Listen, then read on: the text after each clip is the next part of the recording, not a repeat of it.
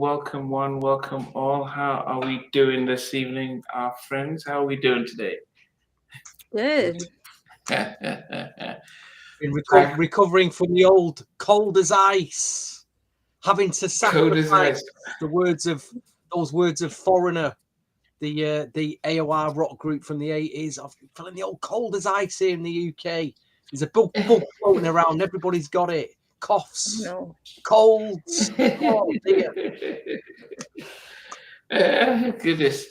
Um, what has been well, Lorena? We were sorry, both Steve and I were just saying that we were really impressed by your latest episode of Total R&B, where you had you used the studio to interview a guest, and it looked really professionally done and everything. And how was that experience for you, going from Zoom to the studio?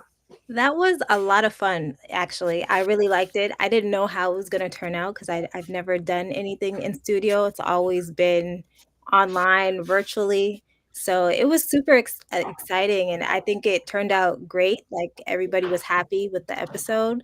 So I hope to do more in the future. But yeah, I enjoyed myself. Yeah, aesthetically, it looks really good. It does look really Thank good. you. Really good setup. Yeah. Derek from Minneapolis, welcome. And Mac, music tips and reviews with JG, welcome. They're green all of us. Um, yes, we've. What about music news? What, Lorena? What would you say has been some big news? The Babyface documentary that's going to come out. Ooh, Okay, Yes. That's some music okay, news I came across this week, and I was really excited. So I can't wait to see how all of that unfolds. I didn't even know about okay. that. Yeah. Yes, I've seen that. Hey, hopeful, welcome. Hello from Lady Cali, welcome. I did my homework 2 weeks ago for this album. Hey, Nat, yes. Um, okay. Speaking of the Babyface documentary, did you guys catch John B on the Breakfast Club? I need to watch And it. he was talking. No, okay. So John B was on the Breakfast Club, and he finally says that um, there was there seems to have been a falling out with Babyface, and he has for many years not said anything. So this, I've interviewed John B twice. I've met him in person, and he's never said anything other than positive stuff about Babyface. But I think in a recent interview that Babyface had, he was asked about John B, and I think he initiated a John B. You know, I think he's just said something in a way that degraded John B. And then John B. finally says, "Look, I've never said anything bad about the face, but when he was signed to Edmonds, that he was from his budget, all the development acts that they were coming up with, the money came out of his Sony budget, and it's somewhat." But it was a really bad deal he had with Edmonds, and Face has never really come back recently to say hello, what's going on, and forget about the past. So, if you go to Breakfast Club, I think he just it was a 5 minute little snippet in that, and it got me thinking about some of our favorite producers and artists and that we really admire, and sometimes when other people who know them well say some things some of the relationships they had they weren't too good with. Do we see past the glitz and glamour and realize that maybe there were some things that went wrong and stuff? So I guess if you watch the Breakfast Club interview, you may get to see and may form your own opinions and stuff. Yes, DJ All Day, welcome. Yeah, so that. So it counts as the Babyface documentary to see if artists come out and give their thoughts. Wow. I'm definitely Um, gonna check out the interview after later tonight. yeah, yeah. What about you, Stevie? Any music news or? Like I said, I've kind of neglected new music. Someone mentioned there's a Summer Walker album come out, which I did download. I've not listened to it. I always check your IG story, Lorena, for all the new bits. I don't even go on Spotify. I just check out Lorena's IG on a Friday. Post all the new. I'm like, all right, I'll make a note of that and download them and give them a listen. I do believe though that this album, I just did a check on Discogs. A vinyl copy sold. The last vinyl copy sold for £270. You know what? You can get the CDs cheap as chips, but the vinyl is incredibly expensive and incredibly in demand. Wow. Yeah. And what about Fake MJ making the news on IG? Fake MJ all over IG. I've been enjoying that this week. Yeah. He's saying that he was the first, and Michael copied him. What? Oh goodness! What? Michael copied him. Copied how? So Michael looks like him. Wow. And instead of him being his nose, his sculptured nose is identical. And I believe he was saying something like, "If everybody could, you'd all be getting your face done." I went, "I don't think so, mate. You know, I'll stick with my face. I'm happy with it. Nobody's touched it. I don't need any nose sculptures or anything. You know what I mean? Crazy. What old fake MJ. There's quite a few fake MJs on IG though, isn't there? There's quite a lot of them. Yeah. But he was the main one. He's the most of all of them. Yeah. But everyone's talking about him, so he must be doing something right. Probably for the wrong reasons, but again, there'll be a lot of people following him. You know, make fun of him really. Yeah. Oh well. The other big news was in Vogue, the fact that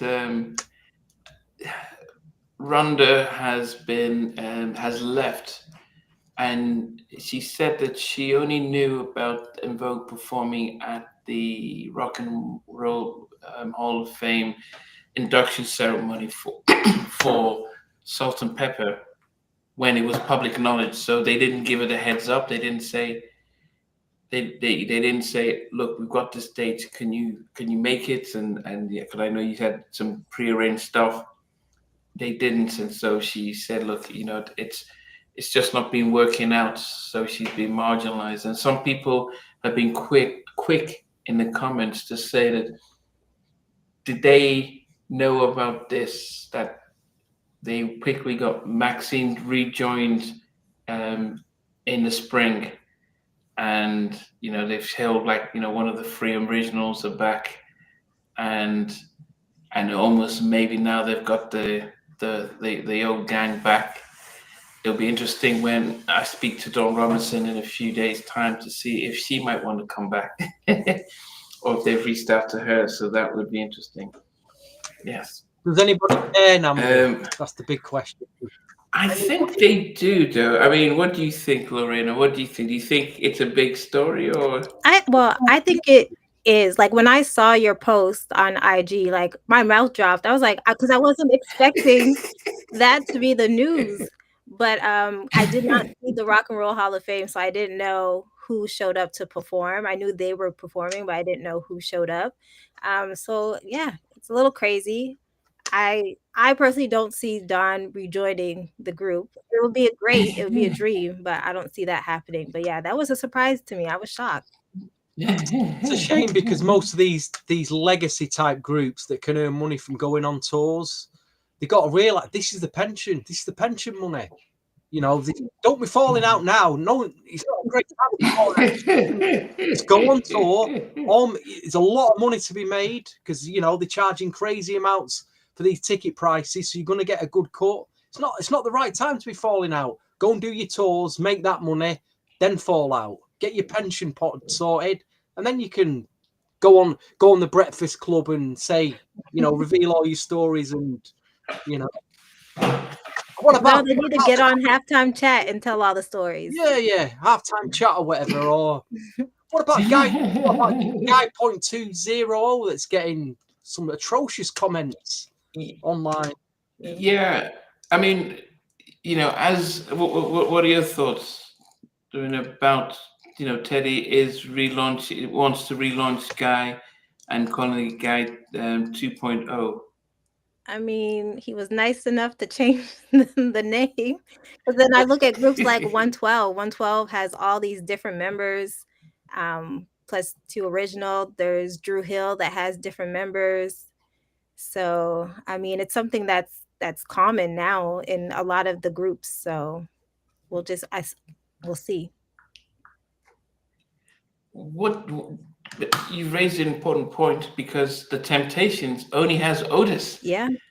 Out of the five, he's the only living member, and they still. And if he dies tomorrow, they'll still be called the Temptations with no original members. So I wonder what the difference is with Guy, with Teddy calling the group Guy, as opposed to having to change the name.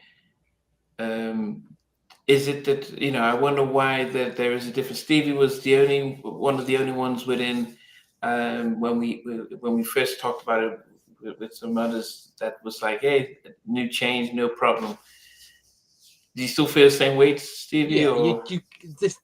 Them guys have been bickering and arguing for decades now. And when I saw them perform live with these new guys, they sound great to me. I mean, obviously it's not Guy as we know it. You got to move on. I mean, I think what we all agreed was maybe shouldn't have called it Guy 2.0. If you'd give it another name, people would have been more easier with that. But the fact they called it Guy 2.0, and he's even got a new manager that looks like Gene Griffin 2.0. It's all a bit close to the bone, isn't it, for us Guy members, really? Got Gene 2.0 there as well. So yeah, it's a bit raw, isn't it? It's a bit raw for us, but they sound good. Yeah. They do sound good. I can't deny. Yeah, they do. So I mean, LJ from Profile, Ray Lavender was a solo artist. He's a writer and producer, and Jay Styles. So we will see.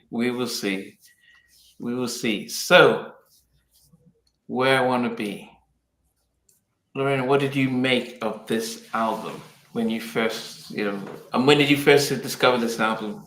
Well, funny story. I discovered this album back when it came out because at the time my grandmother lived in Buffalo, New York with her husband, and they used to order a lot of CDs. Like there would be infomercials late at night and they would like dial and like order CDs. Well, the thing is they were into jazz music, jazz and blues. And so my step grandfather one night was ordering CDs, but I think he had some drinks as well. And he had ordered this CD by mistake. He thought Donell Jones was a blues singer, I guess, because of the cover of the CD.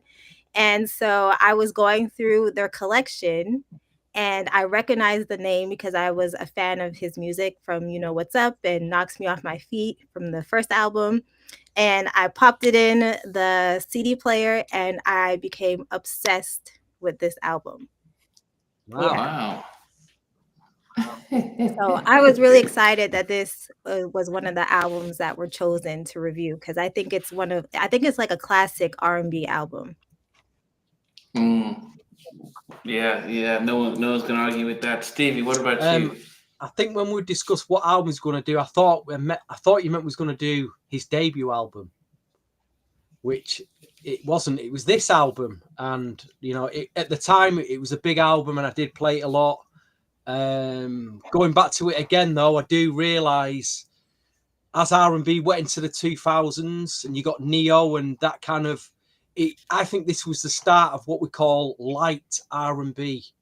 So you got a 1, 2, 3, 4, 5, 6. Shorty got her eyes on me.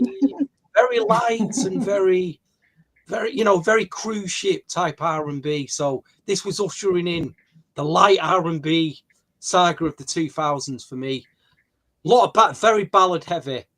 Very ballad heavy. It's get your sleeping bag time out.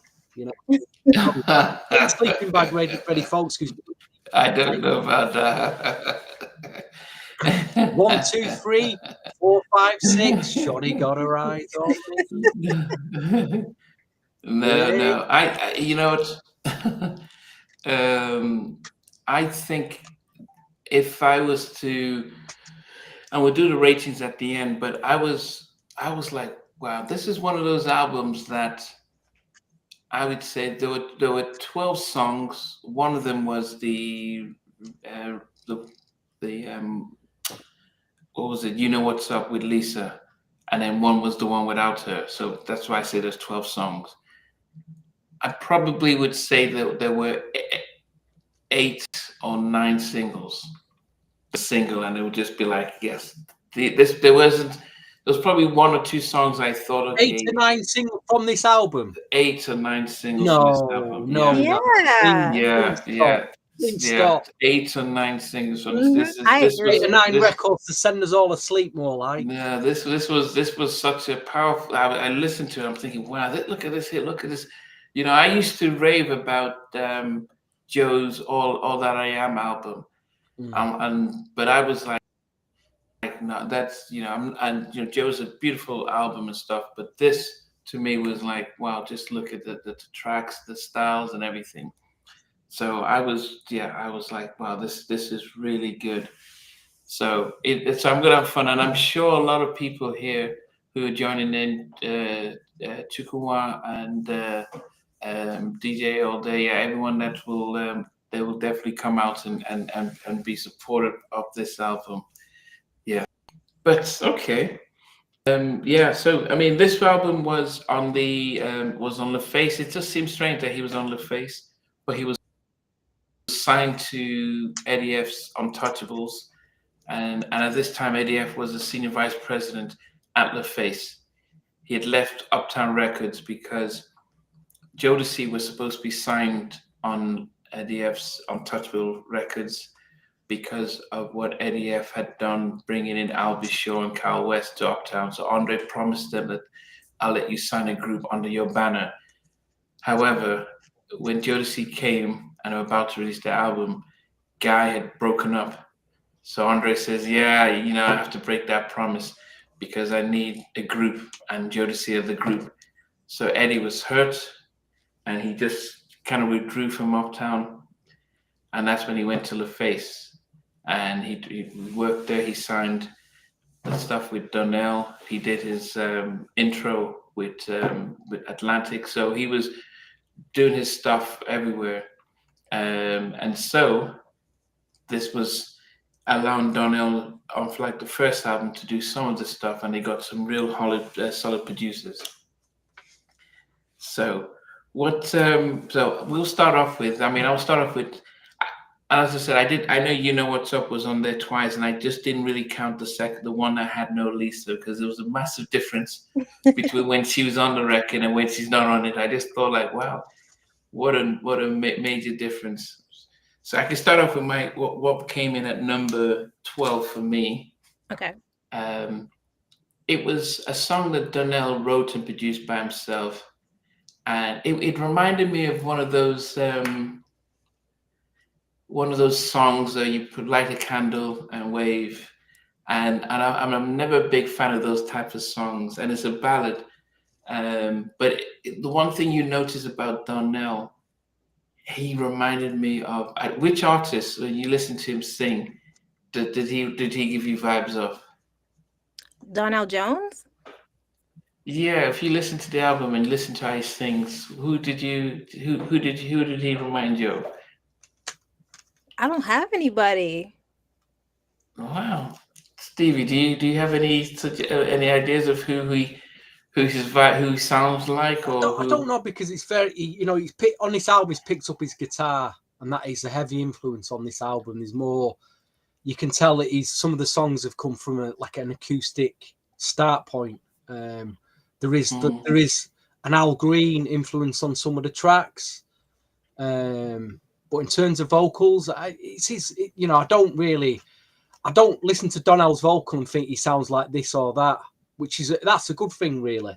But anyway, you're going to tell us anyway, Namdi. Anyway, so off you go, sir. Michael Jackson. Really? There was, and he's a massive Michael fan. He has this song called he has this song called so his all-time favorite song is late in my life, like myself. He did a version of it called "Love You." Sounds like it, but he says that when he tried to release it, Rod Templeton Rod Templeton says that's pretty much plagiarizing my song, so he couldn't. So he put it out as a bootleg. So he's a massive Michael Jackson fan, and he did a song called "Remember the King" after Michael died. But I'm listening to him, and I can hear elements of Michael. So my number 12 is "I Wanna Love You," and that sounds like a sort of a Michael type of vibe and stuff. It was nice, but it was it came in at number 12. I had other songs that I liked about it. Final big secret about Donell in the picture playing the guitar. He doesn't play the guitar. Wow. He doesn't play. What? He doesn't play any instruments. Yes. Get the credits. I said, so Donell, do you go on stage? And I do have it on tape on the interview. I said, Donell, so do you go and do you perform live with your guitar? He says, man, that's a prop. He says that was a prop. Yeah, he's a producer. He writes and produces, but he's a studio producer. He said that was a prop. He doesn't even and he doesn't smoke. Yeah, Sheldon Goody is the guitarist on the album. Yeah, and he co-produced a number of the tracks there. Wow. I think 3 songs there. Yeah.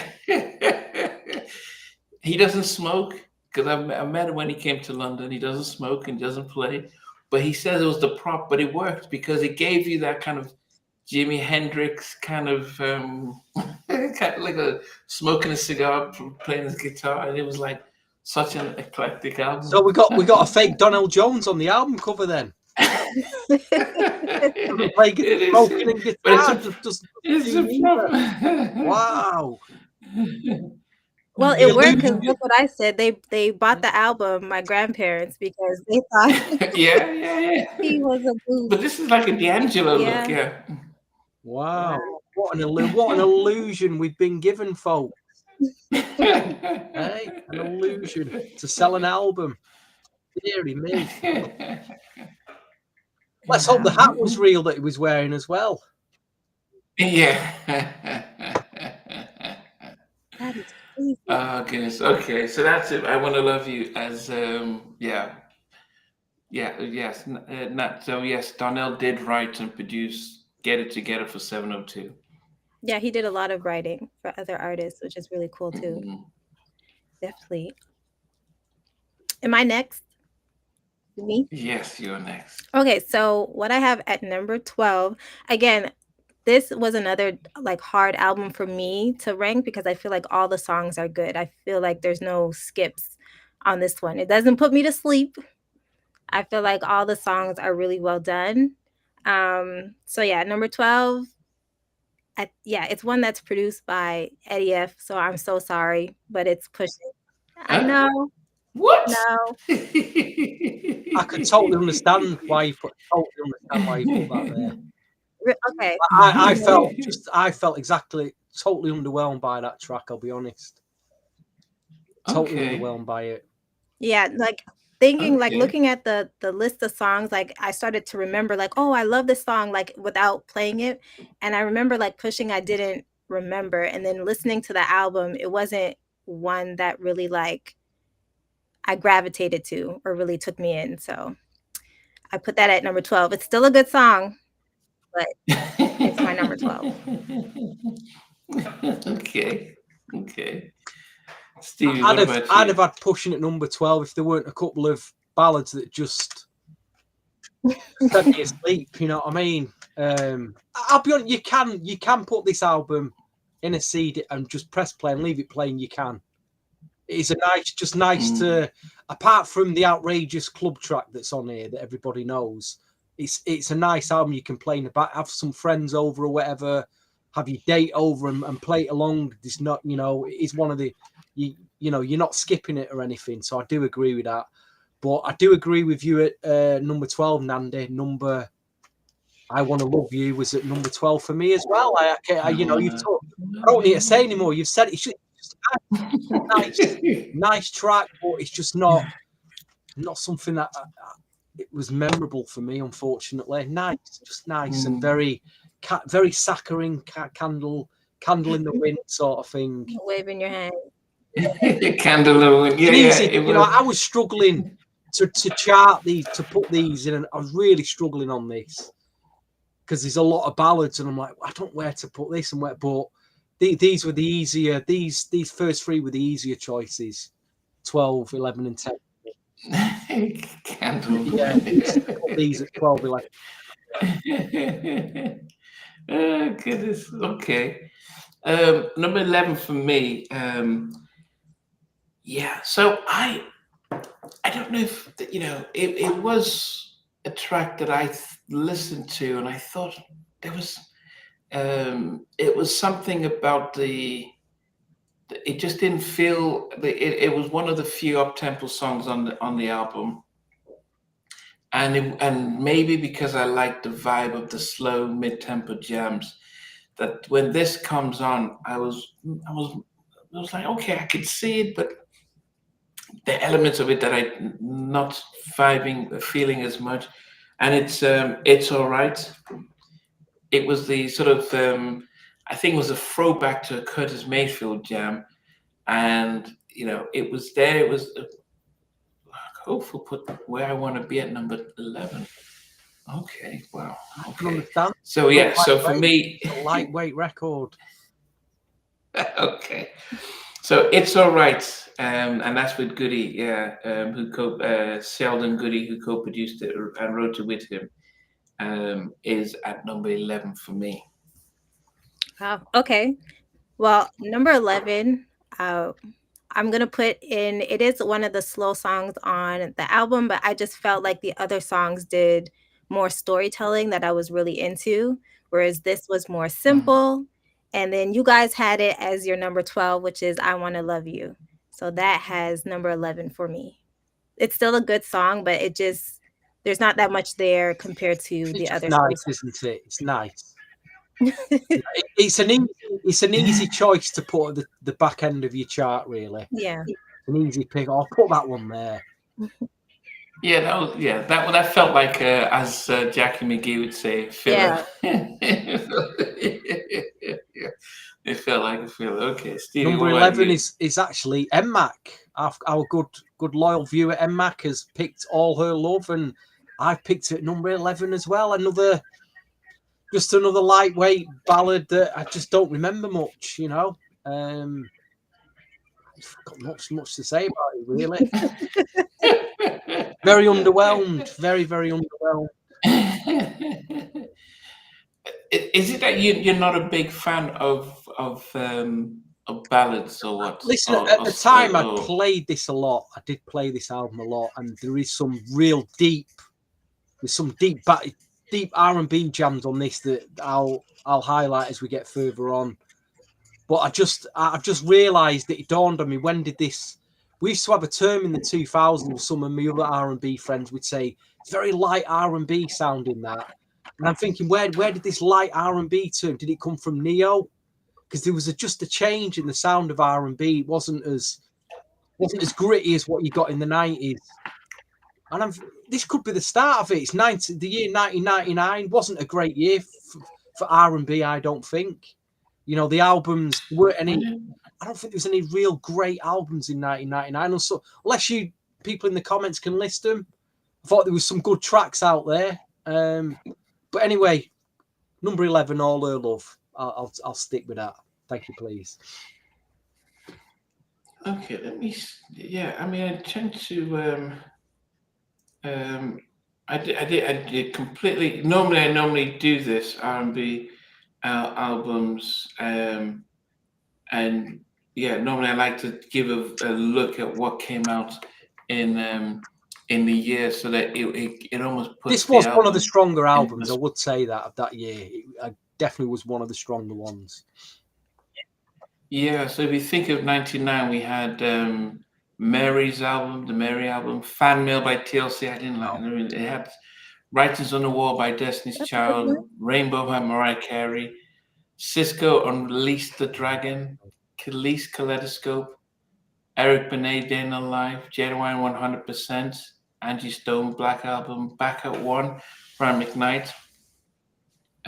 We had Stay in Power by Barry White, Ideal, Dave Hollister, Ghetto Hymns, IMX, Introducing IMX, Tracy Spencer's final album, Silk Tonight, Montel Jordan, Get It On Tonight, Finally by Blackstreet, oh wow, Missy, The Real World, Diddy Forever, Case Personal Conversations, we had It's Real by Casey and JoJo, 702's debut album. So we didn't really get any. No, a lot of I good mean, tracks. Hot Cocoa, Yeah, by there's a lot of good Coco, tracks on the album. Profile, Whisper, but Black came out in '99. Shanice's LaFace album came out in '99. Nas, I Am, Eve. So we didn't Chantel Small, The Moment Is Mine. So there wasn't the and then Shantae Savage this time, and Gina Thompson, If Only You Knew. So there wasn't the 96, 95 type of classic albums that came out. So, and Mark Nelson's Chocolate. So there were some albums that came out, but there wasn't. But I think of all of them, this one definitely was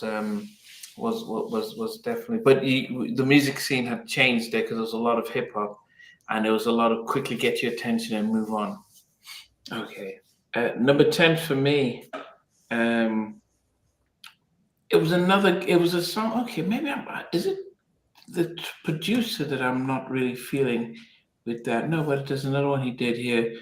When I Was Down, nice ballad, and it wasn't a ballad, Namdi. Which one? Wait, hold on. That's one of the up-tempo ones.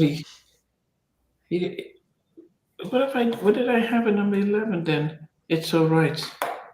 I'm trying to. When I Was Down, why did I put it down here? Let me see. Oh, that's what I was thinking about. That was the one with the. What did I put down? It's All Right. Yeah. So that was the. So what I was trying to say about number 11 is what I'm saying about this. The number 10. I didn't like it was sampling Curtis Mayfield, and I was like, is this a real good up tempo, or is it just the electric guitar type sampling? It just didn't do it for me. And maybe if they'd used something else, I might have enjoyed it better. So that was there was something about that ding that really just irritated me slightly. That didn't make me appreciate it as much as I probably could if it wasn't there. It's one of those. It's like we have something a spread here called Marmite. It's either you love it or hate it, and that to me just became a deal breaker. It's very compared to the rest of the album. It's very different in it. Yeah. It just comes like, whoa, what's this? But like I say, you either like it or you don't. After this podcast episode, Namdi, I implore you to go and listen to Curtis Mayfield and a track called Freddy's Dead from the Superfly album. It is a classic. Yeah. It sampled it. It did sample it. But I did think that, I did sample it. So I did enjoy it. But I was like, do I like it? Or maybe it was something else. It was, so that was it for me. Yeah. Lorena, what about you? No, at number 10, I have It's All Right. I like the song, but I just feel like there's better songs that are on the album. Wow. You two don't rate that track that much. No. Wow. I thought that's one of the better tracks, to be quite honest. That's one of the bit the old guitar playing on it. Had a bit of the old Al Green feel to it. I'm surprised. You didn't really go for that. Who's playing guitar then, since we know now Donell doesn't play guitar? Sheldon. That's what I need to know now. And it's not like it was in the it was in it. So he said in his interview, and I said, "Okay, are you going to be playing guitar on stage?" He said, "No, I don't play." I said, "Look at the album cover." He said, "No, that was a prop." And even when he was releasing this, his last album called 100%, he was posing with the guitar, and I was thinking, "Oh," and he says, "No, it was just a prop." So yeah, as I said, it was one of the things. But because look, if you look at any videos of Donell, he's never be with an instrument, or he's never behind a piano. He's not behind a piano or instrument. So it's not that he's, yeah. You just watch any video, any performance, he's never picks up a guitar or anything. Yeah. But anyway, Stevie, what about you? I went for the track that sound production wise. Do you remember a term that again come out the 2000s called chopped and screwed, where they get an R&B or a rap track and slow it down so much that they'd be rapping, they go like that. It'd be really like sound like a zombie on a track. Yeah, from like But it almost sounds on this, on the not on the vocals, on the production, like they've chopped and screwed Eddie F and the Untouchables trademark productions club sound, and that's pushing.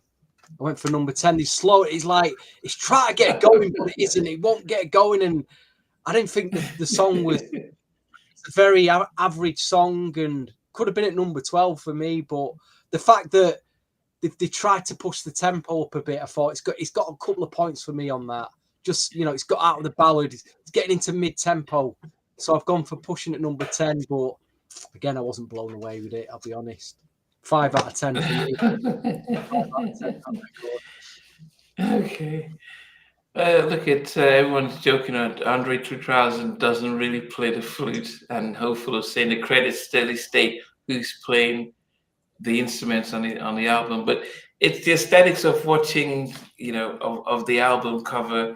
You know, would assume that he isn't actually a guitar player, because why would you doubt Well, it? he had me fooled. He had me fooled. If he wouldn't have told you, Namdi, he'd have all fooled. To be Yeah, of course. And plus, you wouldn't even notice he never plays the guitar on stage or in any video. So Yeah. yeah. Absolute charlatan he is. Now, I was surprised. I listened to this song, and I was excited. Like, oh, he worked with this guy, with this producer, and I looked at the credits today for the first time. So I listened to the album. As I said, I don't want to be influenced by the writers and producers. So I listened to the song, sort of organize my list. Then I go back and look at the credits. So I looked at the credits today, and I said, "Oh no, this song was done by Donell." But there's no how you can listen to this song and not say that this song is sounds and the whole vibe is of another sort of writer producer. And I don't know if you can think of what song I might be thinking about. I don't know. There is one song, okay. There is one song here, my number 9, which at first I enjoyed. It's got to be one of the singles, hasn't it? Well, it didn't come out, it didn't get released as a single. No, Oh, so it's not one of the singles. It didn't get released as a single, but it sounds like a song that another songwriter producer would easily do. In fact, it sounds almost like a complete cover of one of his songs. Wow. It is my number 9. Think About It. Listen to it. That's an R. Kelly song. That's I see what you mean now. I was thinking, so I thought, wow, he did a record with R. Kelly. So I'm looking, I said, no, there's no R. Kelly here.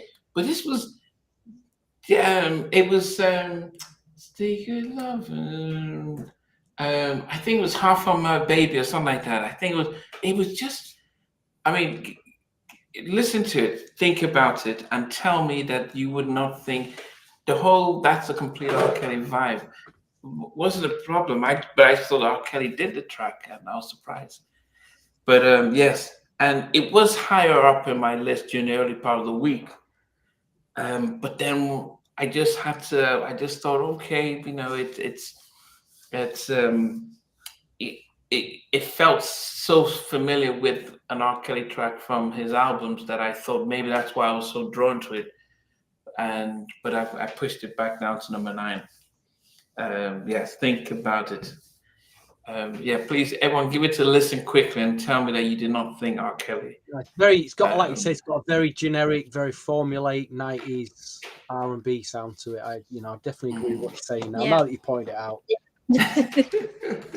So at the time, you guys didn't think it? No, but when you said it, I'm like, okay, yeah, now I connect the two. It does sound like an R. Kelly track.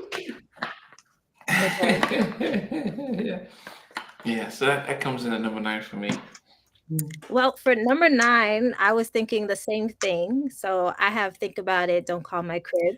But I really wish that the second part, Don't Call My Crib, like it goes from there's like a little interlude and then it goes into that song.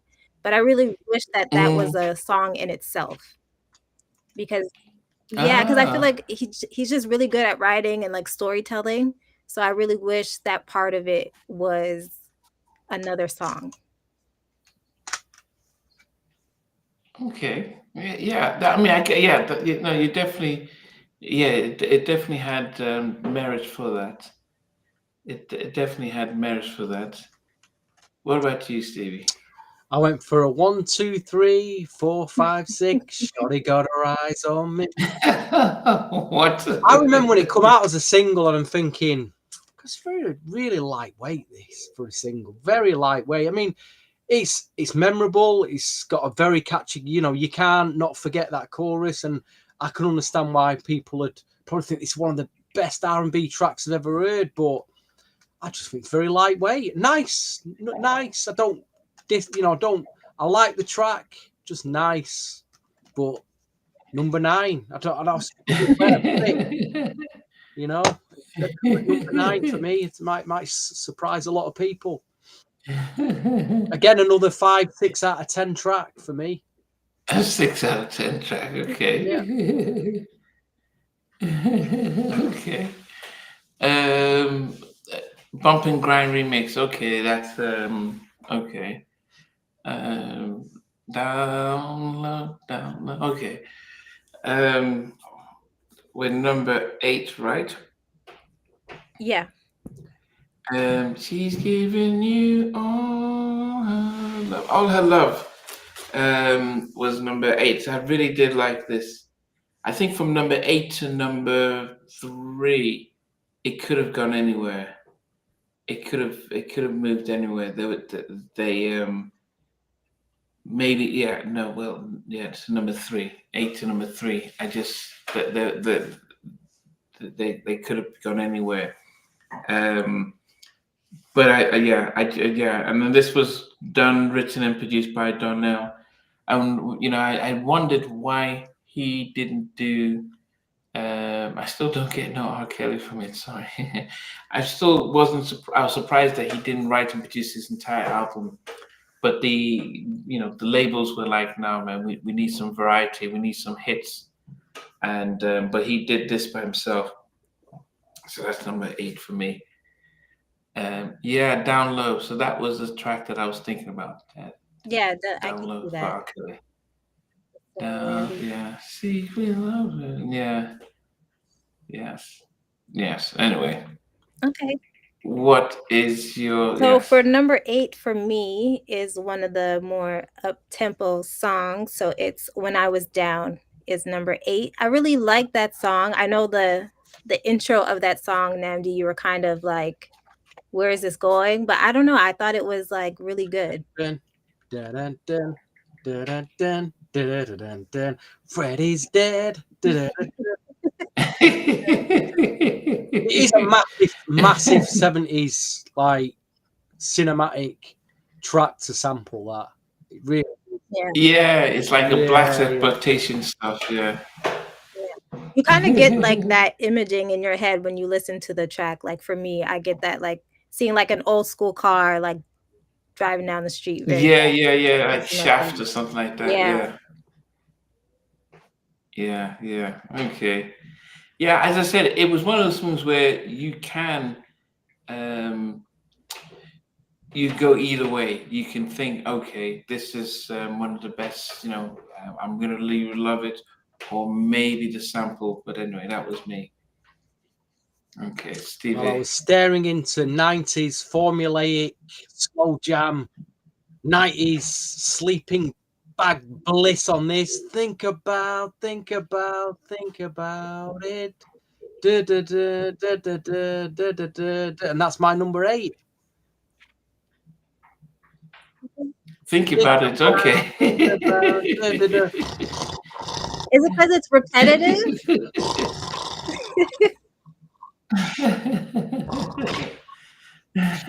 Yeah, really trying so hard at this point with when I was listening to the album, not to just try and stay awake. You know what I mean? I was struggling, try to stay awake here. You know what I mean, guys? Try to stay awake. I don't understand. This was such an amazing. I gotta think about. I tell you what, if any of you out there have got any problems with insomnia at night, put this album on. Oh my god! I put this album on because I guarantee in 20 minutes you'll have fell asleep.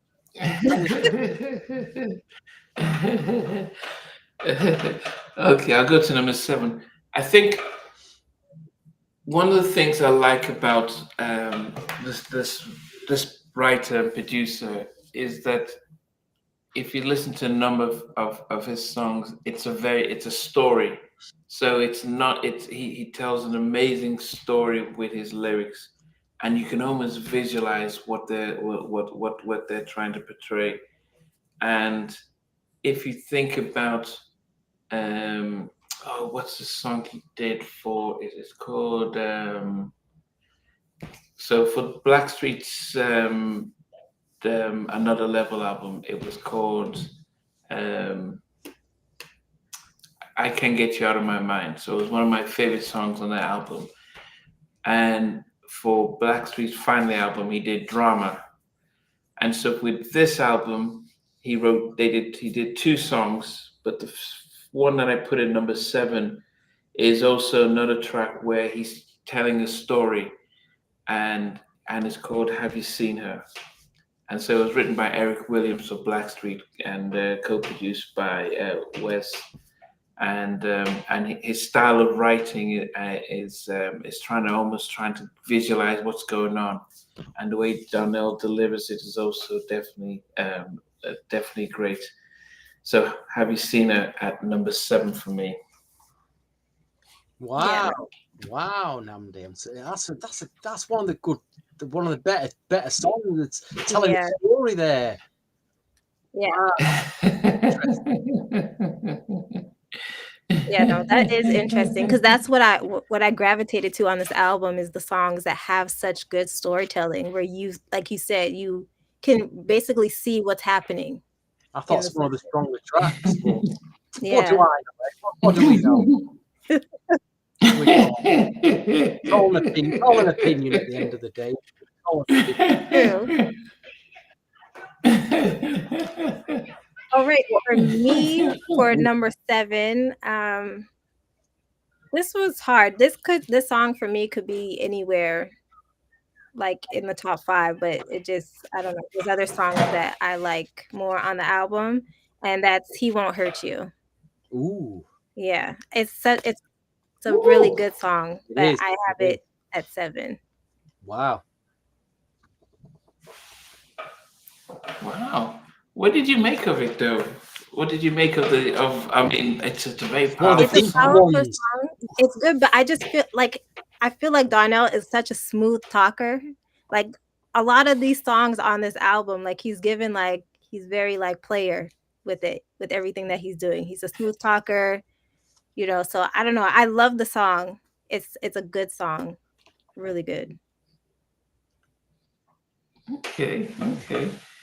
What about you, Steve? And Max says Namdi still has the Love Online hangover from the last one. He stunned us all with his number 1 Love Online guide. We really did not see that one coming. If you've not seen that episode, go back and watch it. Anyway, my number 7, I could almost envisage the Good Fairy out of Wizard of Oz appearing out of this. It's got a very la la la la la kind of la la la floating kind of vibe to this, and the good fairy comes down and he's singing away, where I wanna be, where I wanna be. Oh, Mary, Mary, don't. What's she called in the Wizard of Oz? The young girl. It wasn't Mary, was it? Was it Mary? What's she called? Dorothy, that was it. Dorothy, yeah. Oh, Dorothy, don't worry, don't worry, Dorothy, don't worry, Dorothy. Just protect your red shoes there. But it's just got that fairy tale, fairy lightweight feel to it. Nice, lovely, nice song. Where I Wanna Be at number 7, with the fairy out of the Wizard of Oz coming down. Okay. Number 7. Okay, number 6 for me. I'm listening to this and I'm thinking that why enough wasn't made about this song, or maybe we were in an era pre Me Too and it didn't catch on. But when I listen to it, I'm thinking, wow, I wonder if it would have been effective if he had done a video. And I wonder if it would have been effective if in the video he could have had maybe his cousin or maybe his mum or a good friend who called for help, and he comes around to support, and that's it. He Wouldn't Hurt You. And abuse against men and women is rampant, and they could have used this as a good way of highlighting that actually people might not even notice what's going on, and they could have had a twist. They probably could have had it that it's actually the guy getting beaten up by his girl, and he's calling, and at the end of the twist is the fact that he needs to help his friend out because it could have been something like that, but we don't know. But they could have found a way, just like when they did In My Bed by Drew Hill. But yeah, I thought it was very poignant, a very powerful track. It was hard to like it because it was it felt real and raw, and it's like he's telling a story, and so it was almost like, can I really enjoy the song because of the message? So yeah, it wasn't like I Missed You, because that I Miss You was like, oh man, yeah, you can relate to it. This just felt like, oh, a little sensitive and stuff. So yeah, number 6 for me, He Won't Hurt You. Yeah, no, I get that. But it's a good song, but it's probably not something that you would like want to put on to listen. No. yeah. For me, for number 6, I put where am I? Number 6, This Love is what I put at number 6. Oh, Wow. okay. This love, that's a good mid-tempo jam, that I thought. Yeah. Yeah, Sheldon Goody did the production there, probably playing the guitar. Even though Donell's holding his guitar.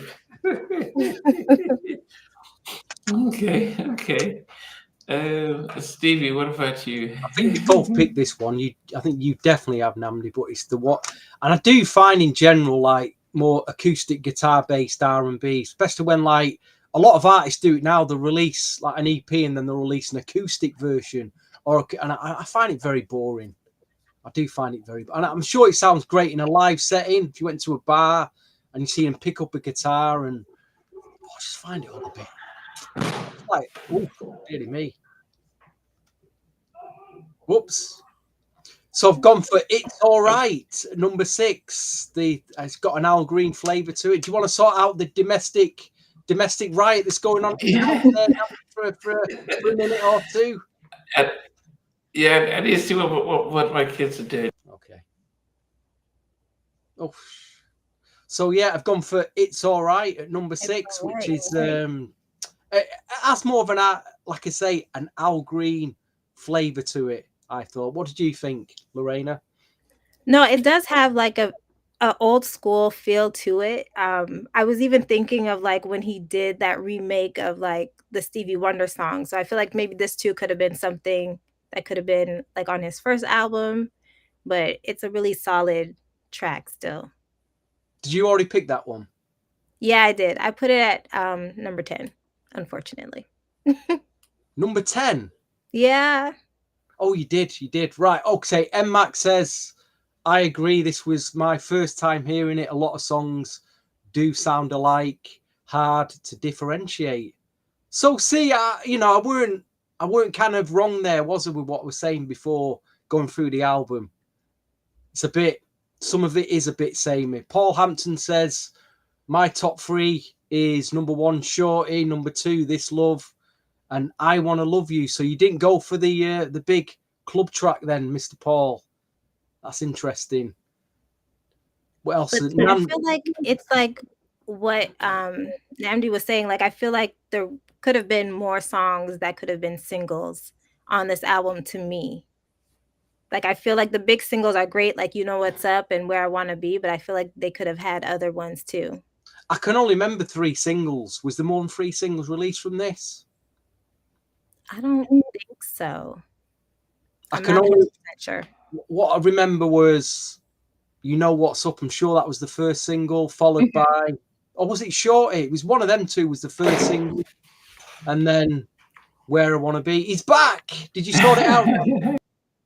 Yeah. Just send them all to bed. So get them to bed. Yes. Okay. So where did we stop? We stopped at I just picked my number 6, which was It's All Right. Okay. So we're back at, We're going for our top 5 now, Namdi. Top 5, yes. So top 5 for me, number 5. Another track done by Eric Williams with Donell Jones. And it's Shorty's Got Her Eyes on Me. And it's another storytelling song and stuff. And it's you don't notice it at the time.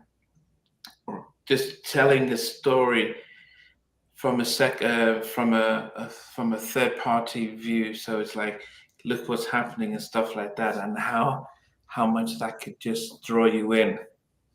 And that's the thing when I just put up a clip of when I interviewed Eric Williams of Blackstreet, and he talked about that he likes to sing, but he's not a performer, and he's always wants to be a songwriter. And he and being able to work with Donell was really great because the way Donell was able to interpolate his songs. So, Shorty's got her eyes on me. And a big bit off is Eric Williams co-wrote I Will for Usher's My Way album. And that's when he got LaFace Records A&R saying, hey, come and work with Donell. Yes. So that's my number 5. So neither of you think then that When I Was Down should have been a single release in your 8 or 9 that you would have picked for a single, because both of you picked that already. Yeah. It's not one of your choices for a single with a big sample in it. Could have been a great video. When he's back, he could have put his big Mac Daddy coat on and pimp, his hat and his guitar. It's regret coming out and a guitar and No, I didn't think. I didn't.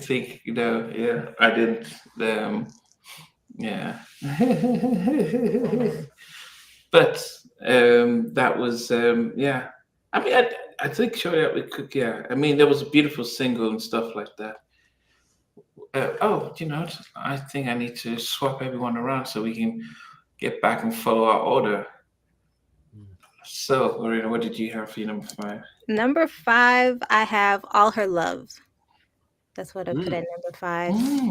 It's one of my favorite songs off of this album. I feel like it's a great storytelling that he did in this song.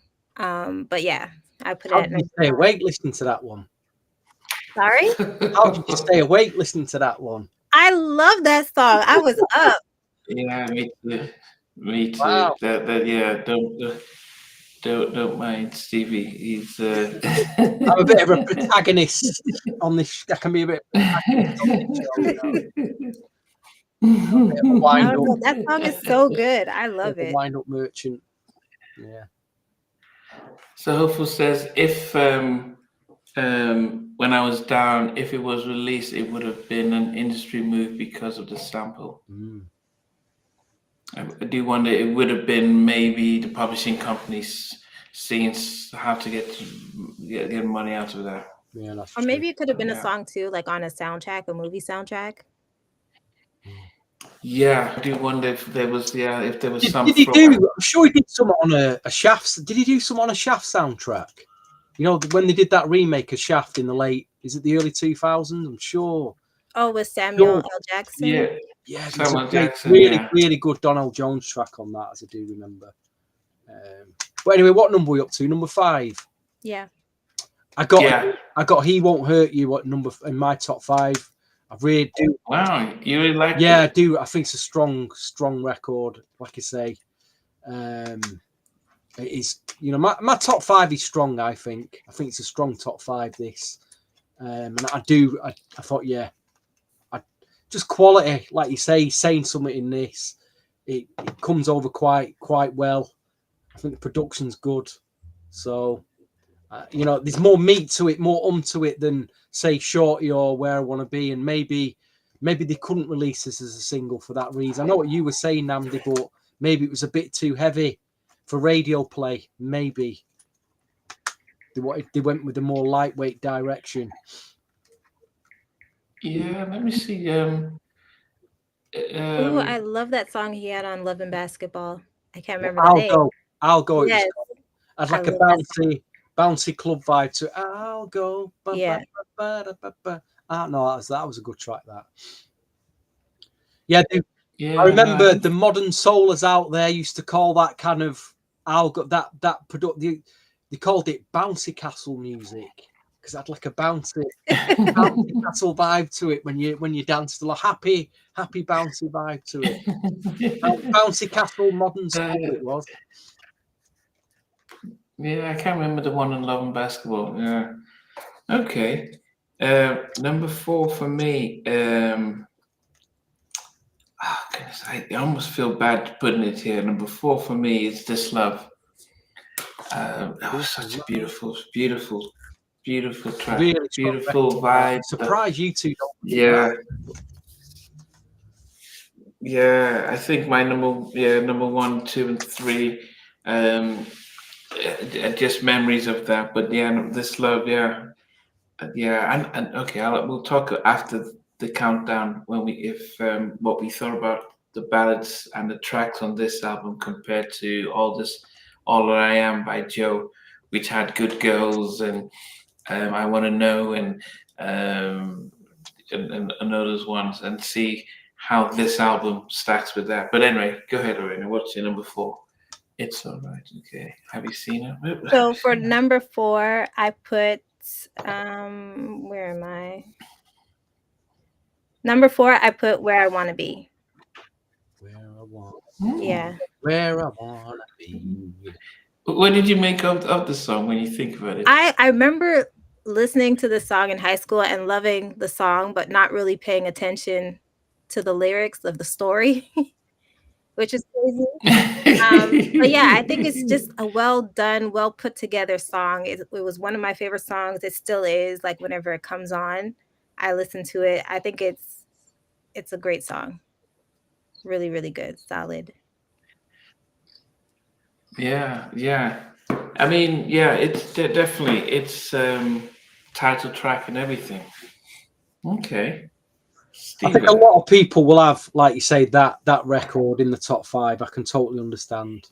I do get it, even though I had it number 7, just to be controversial this evening.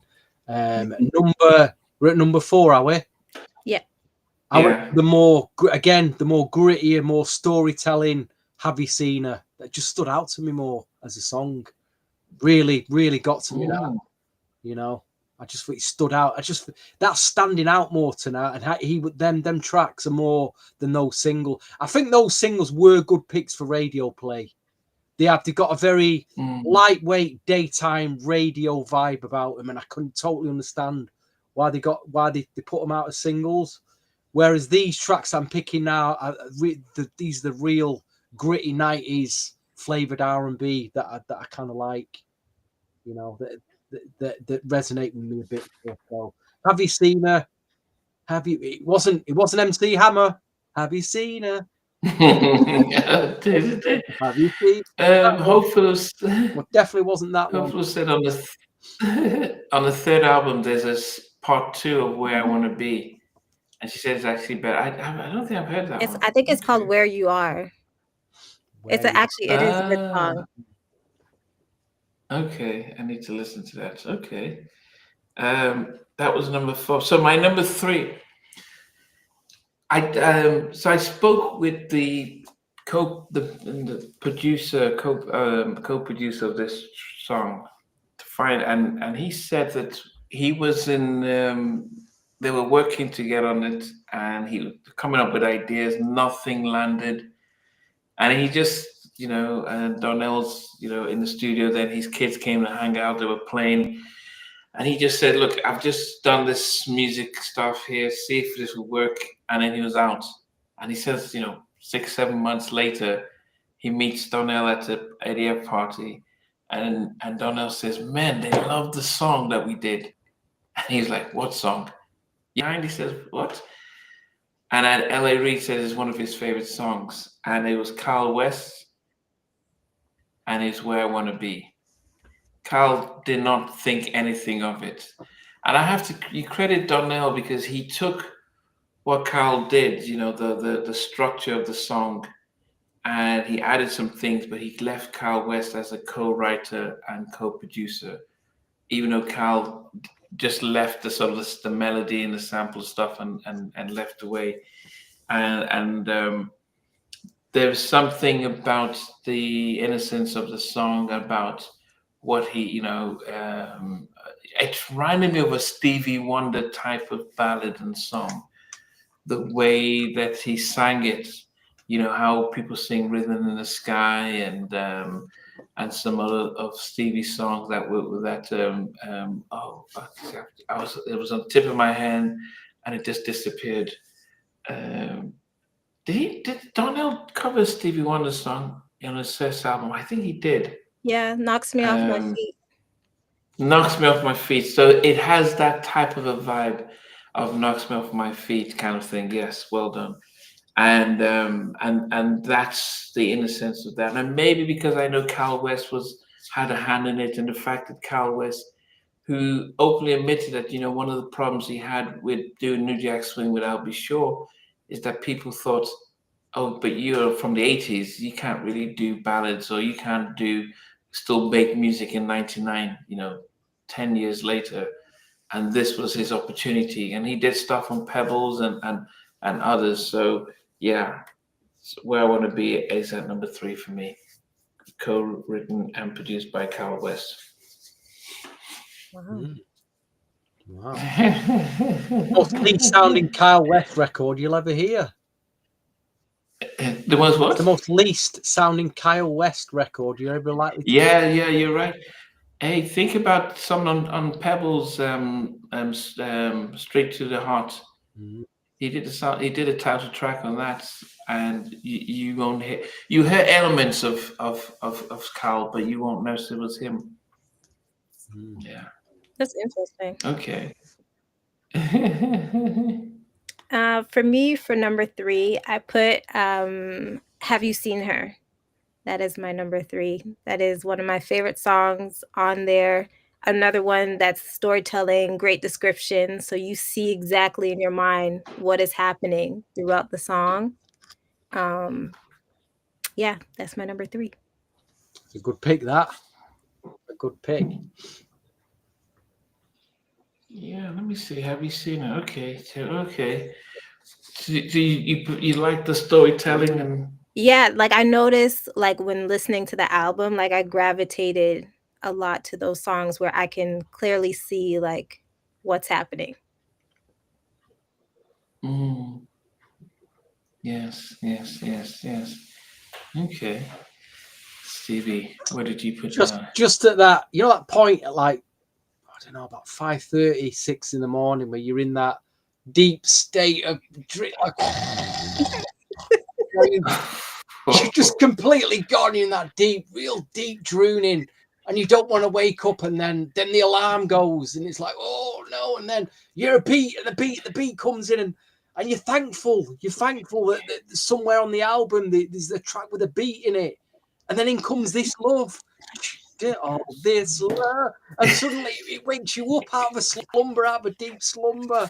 And this is how I felt when I heard this. I was just so happy that we got you know, out of the ballad, you know, that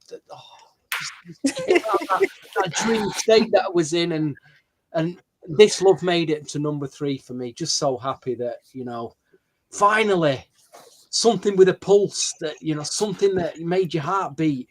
Here it is, This Love. Thank you. Number 2. It's okay. So you went okay. I'm surprised. Yeah, I mean, This Love. I mean, it is a feel good song as well. Yeah, it's definitely a feel good track. But crying out for a bit more up tempos. This album, crying out, it was really.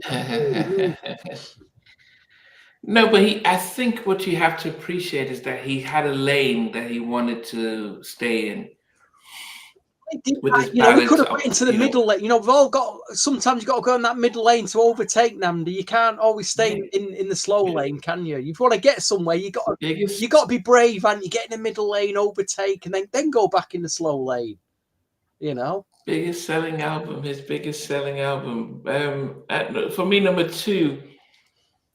I wish they had done a video for this, and even done a feature on it as well.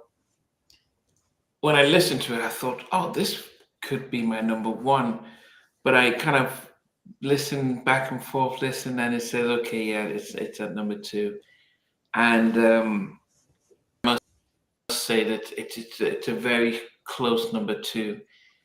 And I don't know how you guys did not rate this, but Pushin' is my vibe. Pushin' is my vibe. And it's done by Eddie F and Darren Lighty. And both of them wrote and produced it. It was just like you listen to it loud. I was in the car, I was blasting. I'm thinking, what would it have been like in the club hearing this stuff? And I think if he had come off after the MC Left Eye track, and if it come out with this one, it would have just been like, oh, okay, Donell. I mean, I just love the pushing. I just love the whole vibe, and it was what Darren Lighty was really about. Because he was doing that, he was doing the stuff for Next, he was doing the stuff for Eddie, he was doing the dancing with guys. So Darren Lighty had that type of vibe, the music, and didn't matter who he worked alongside. And this was a jam for me. Just keep on pushing. Yeah. Wow. Yeah. So you guys didn't rate it at all. What did you have it as? Me? Yeah. I had it at 12. Pushing. Where did you put it? I nearly put it at 12. I actually nearly put it at 12 as well. This is what I've done. I just thought it was so bland of a song. It just didn't do anything. And like you say, the production, it's like they put the production in a chokehold. You wanted to get going, but it wouldn't. No, it was just at the tempo that it needs to be. That's what's so great, because you just like he blows out the water with that choice, Namdi. You know. Yeah, that was my vibe. That was my jam. It was almost at number 1, but I just had to push it back. Wow. Oh wow! It was almost number 1. It was almost number 1, but I had to, It was almost number one. I'd have left that off the album, to be quite honest. No, goodness, hell no. I'd have put it out as like a single. You know, like if you buy a CD single with like a B side, it'd have a bonus track on it. It's been not No, out the B goodness, no. side. That'd have been it for me. Pushing. No, I loved how he sang it. I love his delivery. I loved his delivery. Wow. Where did I put the Michael Jackson? Yeah, I loved his delivery on it as well. All Her Love was my Michael Jackson track. I didn't remember that one. Yeah, and Have You Seen It was the storytelling. Yeah. Where did I put All This Love? Love You. Yeah, that's number 8. Okay. Rena, what's your number 2? I guess this is where it gets controversial for me. Well, actually, no, it's been controversial because I put Pushing at 12. So my number 2 is You Know What's Up with Left Eye. Wow. My number 2. Wow. Okay. What did you make of the track? I love that song, like, till this day. Like, it gets played at every party. I used to get mad with the radio, though, because they didn't play the version with Left Eye. So that would get me. Are you serious? Yeah, here in Canada, like, they would play You Know What's Up, like, because we don't have, like, an R&B. Oh, they went into rap. No, and they wouldn't play the rap version, and it would get me so mad. Because that is the version that I love, because I was a Left Eye fan and TLC fan. But yeah, till this day, I listen to this song all the time. It's just a great classic song. And the video was good too, to have like those cameos in it as well. There was Usher and different people in the video too. So yeah, so still a fun song. Yeah. Andrew Knight, who does the New Jacks, he's originally from Canada. And he told us growing up in there that they didn't put any hip hop, they'll edit it out. Yeah. So now that, so are they still, so he said that was what it was like back then. Yeah, no, but still, like, on the mainstream stations, if they were to play this song still, they would still play the original one without her on it. Wow. Even when they played, what's the song that they had, No Scrubs? Like, they removed her verse? Yeah, I don't think we had her verse on it, like her rap. I don't think it was there. It was really weird. Wow. What about Drake then? Does he not get played on the radio? Is he not No, famous? now he does. He's like huge, but I remember growing up, like, they would cut out the rap in songs. Well, to be fair, a lot of the singles that got sent to radio did have a no rap, because I used to get sent stuff when I was DJing.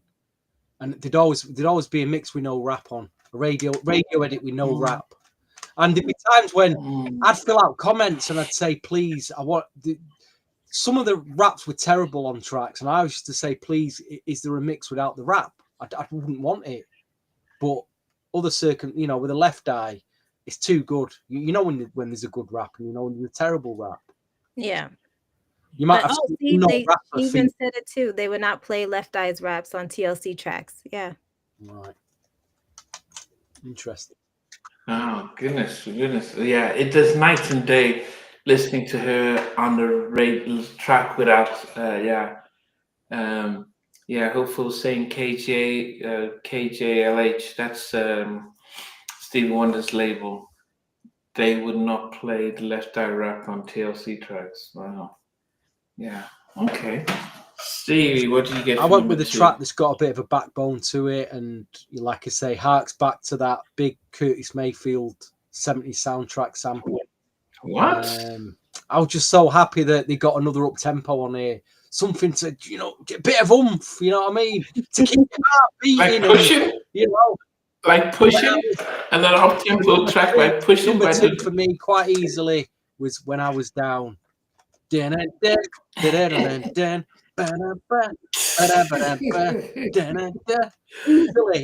number 2, man. Just thank God they put this track on the album just to save it from nocturnal sleep bliss. I'm surprised you didn't put Pushing higher up then if you wanted an up tempo track. I don't know. This did it more for me. This is far more did it more. It's a good like warm up track in a club. This as well to play, I think as well.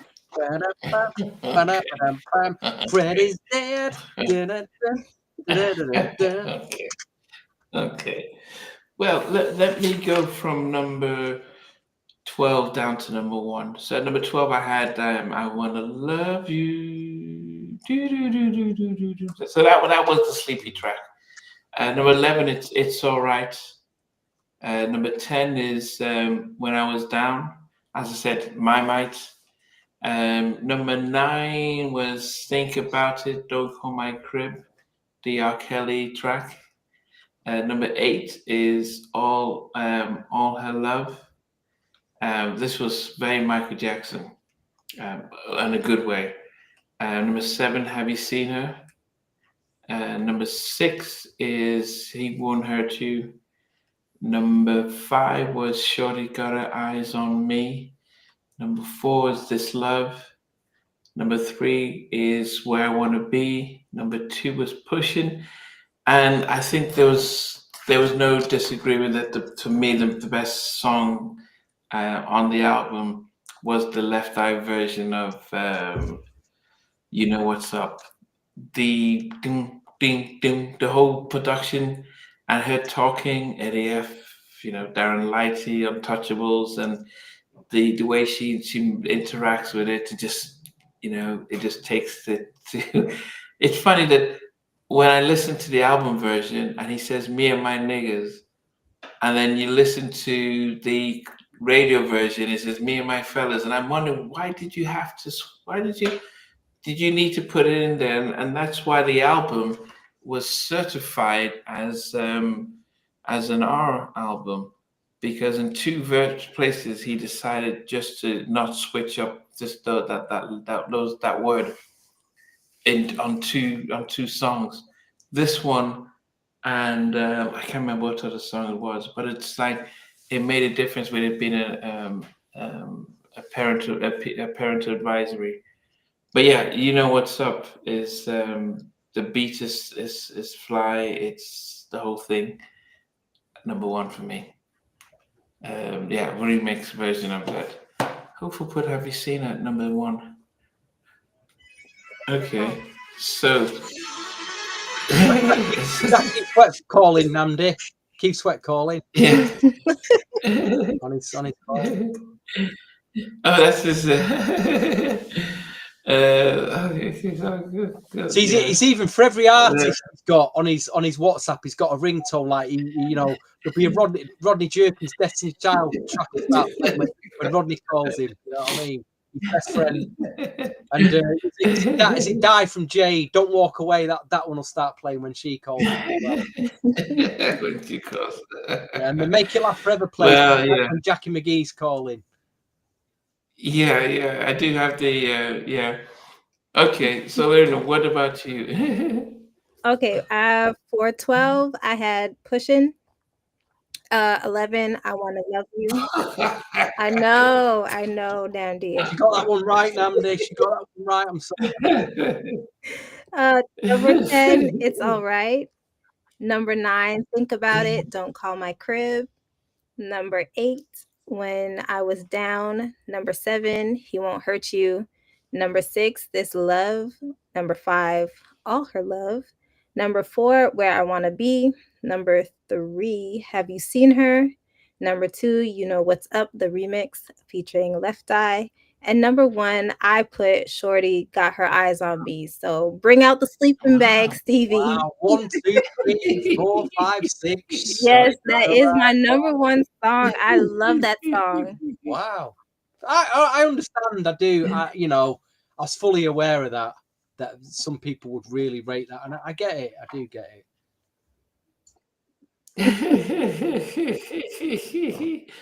Yeah, no, it's a beautiful song, isn't it? I mean, that's why I said there was very little to choose between some of the tracks.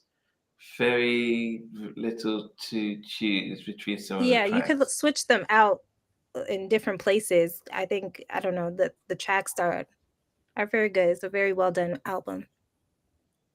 Yes. Okay, Stevie, what about you? Number 12, I Wanna Love You, the one that you said sounds like Michael Jackson. Number 11, All Her Love. Number 10, I had Pushing Namdi. Is it number 10? So at least it did make my top 10. Number 9, I got I got Lorraine's number 1. I got Shorty, got number 9. Number 9, wow. Number 8. It could have been further up that, to be fair. I'm not doing it justice, that record, am I? Number 8, Think About It. Number 7, Where I Wanna Be. Number 6, It's Alright. Number 5, He Won't Hurt You. Number 4, Have You Seen Her? Number 3, This Love. Number 2 is a very stubborn choice when I was down in terms of the tempo. And number 1, I guess it goes back to, I was still going out to R&B nights then, clubbing, you know, from 92 up till about 2006. I would say they were my prime R&B hip hop, like, so going out every week on a Saturday.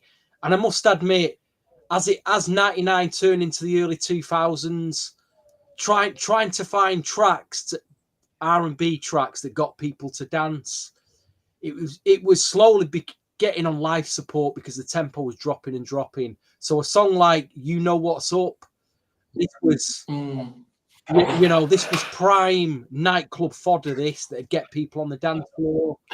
You know, that sound that Eddie F had with, like, and also the sounds like Next, Wifey, and Too Close, that kind of Case, not Case, Jaheim, Just In Case, all those. Yeah, you also Rough Ends No More, all them tracks No, were prime. They were prime club tracks. And but it was the same Darren Lighty that did anything those ones. then. Yeah, We've not had anything today, you know, we've not had anything like that. It was like the last of the great R&B dance tracks. Artists today won't even go near anything like this anymore. They won't make stuff to get you to dance. And I don't understand it. You're in your early 20s, you've got all the energy. You know, you can move. You know, you're not like me and Namdi where our knees are starting to buckle. No. On your back, You've got a bit of Burt Bacharach problem when you get out of bed in the morning. Oh, a bit of Burt Bacharach. Oh, me back. You know, you guys, you young dudes, you've not got them problems. So why are you dancing? Why are you doing a fake MJ? At least fake MJ's try to dance. You might not better pull it off, but the guys on IG try to do the MJ dances, try to get picked for his role. Bless him. But you guys are there with your, you know, your sleeping bag and your guitar and R&B sound. Come on, folks. But anyway, You Know What's Up. Very easy pick. I mean, it's not hard to pick that one, is it? It's a classic, R&B classic. That's my number 1. Thank you very much. Yeah, definitely a good choice. What would you give this album out of a 10? Ooh, I really like this album, so I'm gonna give it a 9.5 out of 10. Wow. Okay. Stevie? Despite everything I've said,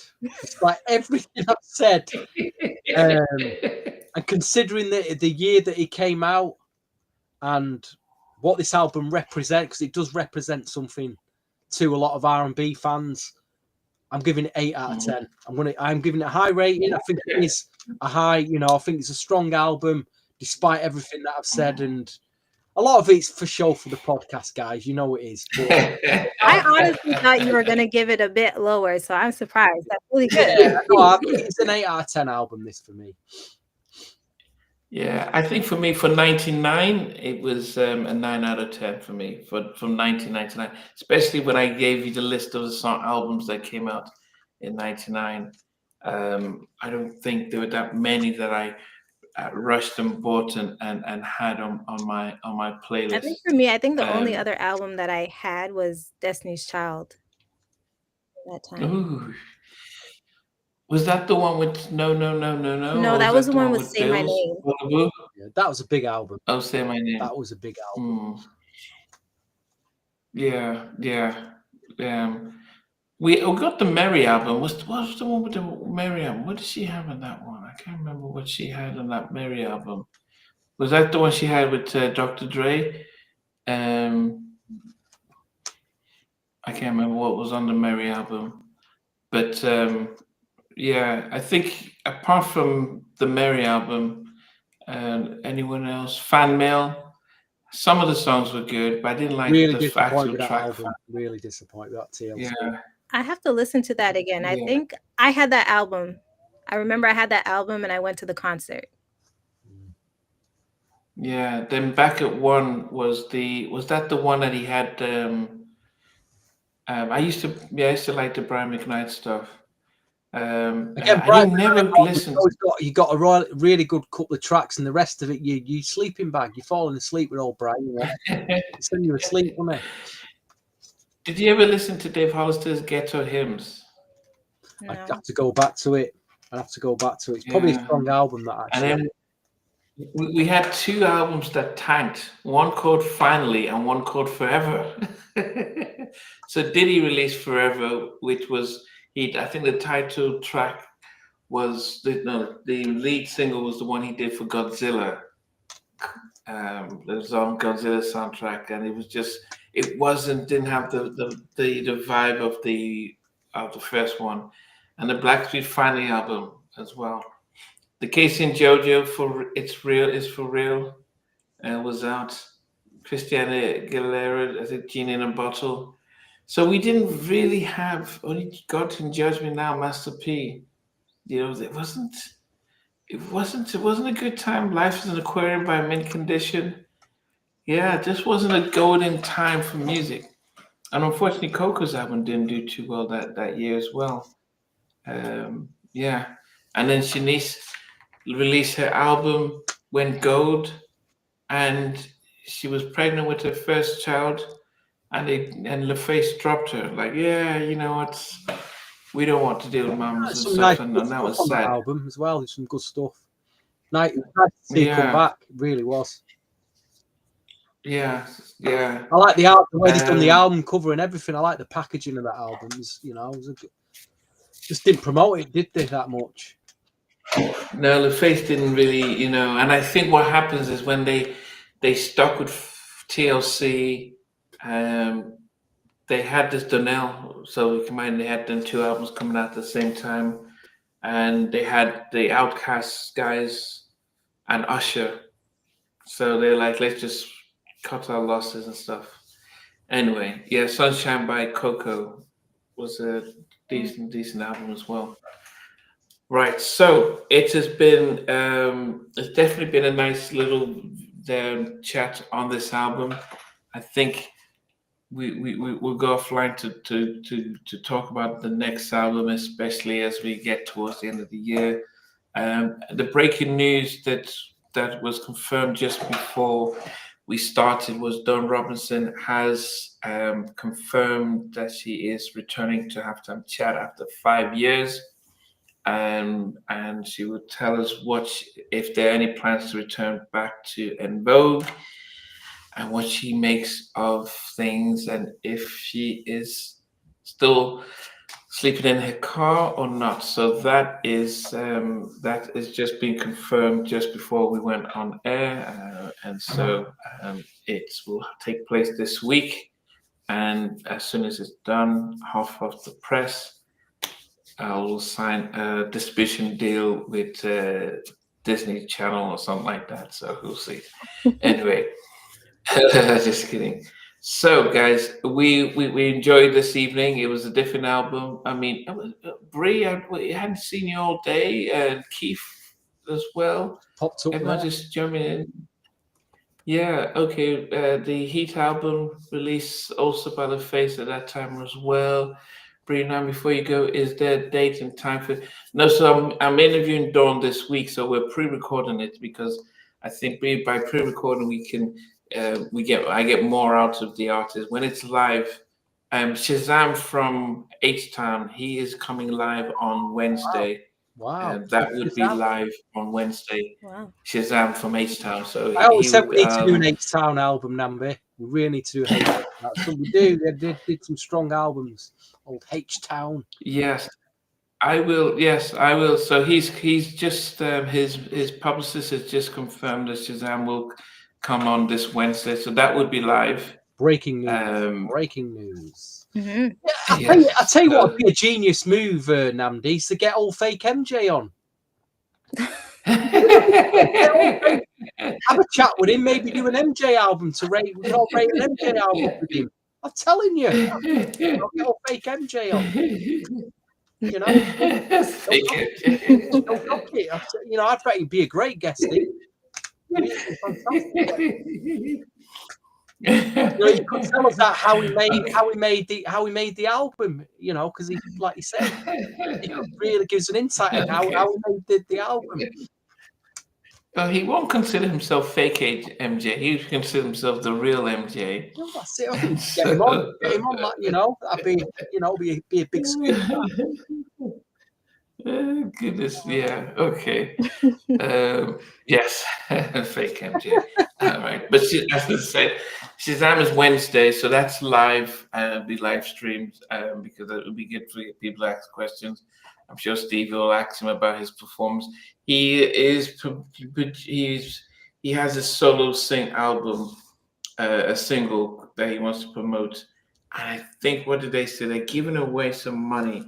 I think he says he's giving away cash for the best dance who will feature on his album. So yes, that's why they'll be coming on Wednesday. Hopeful says, who is this fake MJ?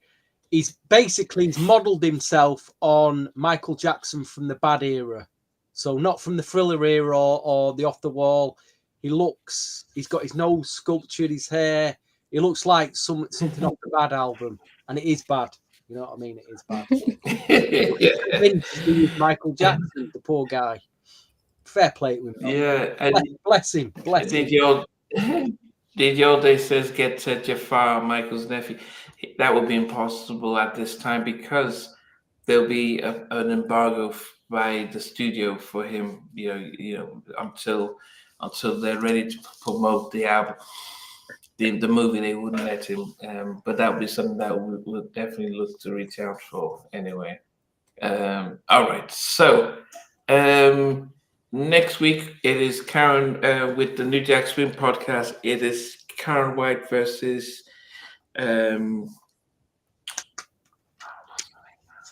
Pebbles. Karen White versus Pebbles, the battle of their catalogs. I will try and ask Karen and Pebbles to give me their top 6 songs, and that will be a surprise list at the end of the episode. So with this, guys, don't forget to tune in. Don't forget to tune in tomorrow night, 8 p.m. on my channel for another episode of the Vinyl Search. Thank you, please. You'll see me out and about on the Vinyl Search. 8 p.m. on Stevie Street. Yes. On the Stevie Street channel, yes. Out and seeing what great vinyl finds I find in the old shops. Are there any upcoming stuff that we should look into as well? My latest episode is out now with Dre Scott, who is a phenomenal singer.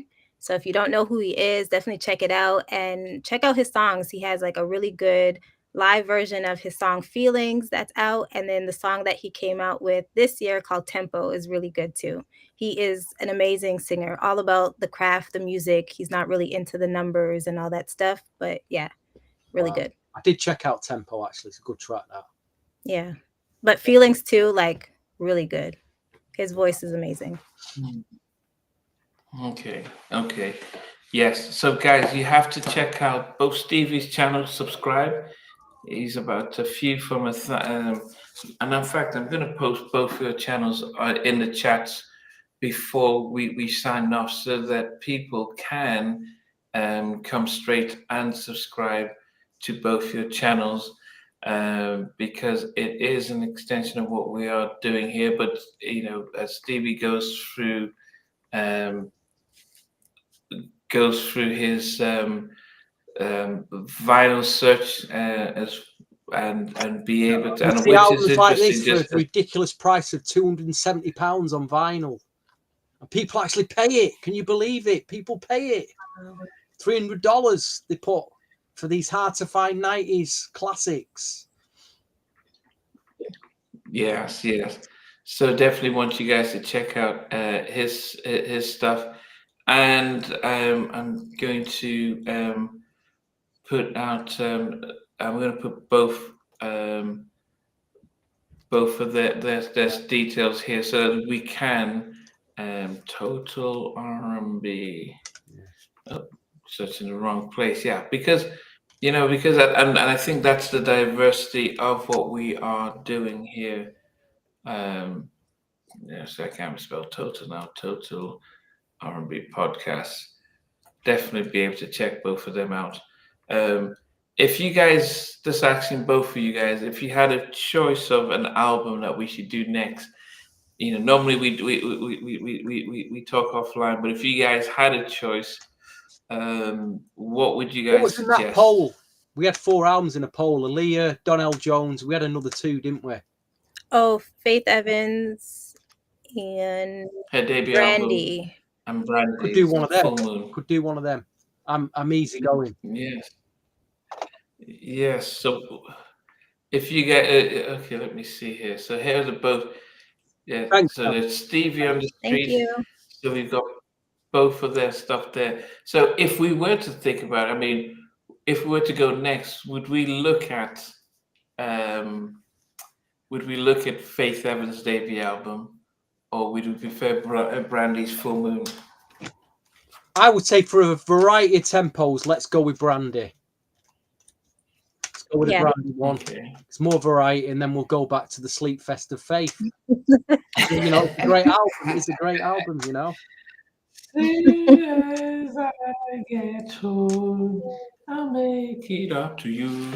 Baby, I do what I gotta do. I mean, I remember that I can just hear the song and just remember what was happening there. I don't know why I didn't vibe to Full Moon. I think you will this time. Andy. Yeah. I think I was. I mean, apart from the Boyz Mine, which it was the big single, but I think I Want to Be Down and Best Friend and Broken Hearted. I just think that there was so many. I felt like a better innocent album to me. I don't know why people prefer Full Moon as their main stuff. But I think for me, her debut album was her best album. Same thing with Usher. His debut album to me is still my favorite album. Really? Yeah, his debut album. Did you ever give it a listen? I did. Actually, you know what? Donell Jones actually wrote one of my favorite songs on that album. I think it was Donell Jones and Faith Evans. Yeah. Oh, Can I Get With It? Isn't that one? Swing. No, I think it's No, it was. Is it Think of You? Every night and every day. Think of Yeah. you. Yeah. So Donnell's, what he said was, Puffy was. They couldn't get no one. Chucky Thompson, everyone was trying to write to it. And Donell, when he got in, when Eddie sent him, when Puffy sent him the track, he just said, every night. He just, the songs, the words just came in. And then Faith did the bridge. Oh. And he just wrote it just without thinking. It just was just like this flew. And that was it. So, yeah. But I love the Can I Get With It with Devontae. I love the stuff he did with it was just a magical album. But anyway, we will do. I just want people to see there. Can you see that? Stevie Street _ and Total R&B Podcast. Please subscribe to both channels. And it's one big family with all of us. And you get So all this content. we will see you. All this content to watch, eh?